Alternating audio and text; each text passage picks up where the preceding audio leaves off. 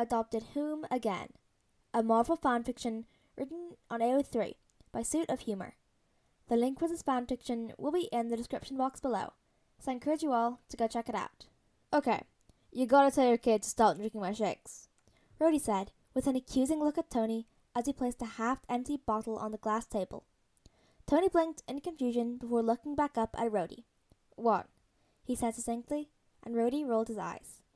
Peter Parker, Spider-Man? Rhodey emphasized with a hand wave.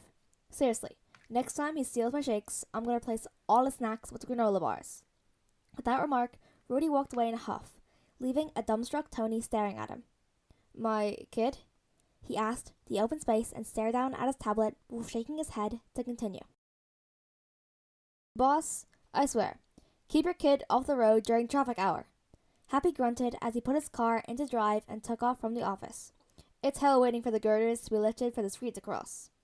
Not my kid, Tony muttered without looking up from his phone as he squinted at Peter's message. Girders, Happy huffed under his breath as it tuned out Tony's rambling about better suits for a certain crime-fighting swinging spider. It escalated from crime-fighting and couch-crushing to late-night visits, leaving Rhodey and Tony blearily working over some stupid assignments of some high school chemistry as Peter went off to nab some thunk at a bank robbery.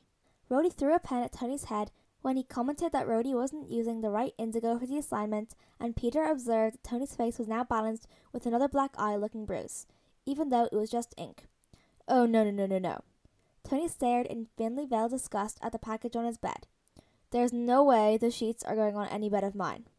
It's clearly not your bed, Peter huffed, as he stood beside Tony with hands on his hips, eyeing the Captain America sheets cheekily. Come on, it's cool. It's horrendous, Tony said, with an accusing gesture at the package. No one uses the sheets unless they want to be losers. Yeah, Rhodey dragged out the word slyly and raised an eyebrow. You never had Captain America's sheets yourself. Sure. That's not the point, Tony explained, but Peter simply put a hand on his shoulder. It's over, Mom. Let's go, he said, and Tony made a strangled sound before leaving in a huff. Mood swings, Peter said solemnly, and Rhodey snorted before throwing a pillow at his face. May, this is completely unacceptable. May Parker frowned and glanced at her phone before placing it back near her ear. Tony, what's wrong? Did you know that Peter hates Napoleon? Tony demanded, and May paused, filling her bag with groceries. Yes? That's unacceptable, Tony stated again, sounding supremely offended.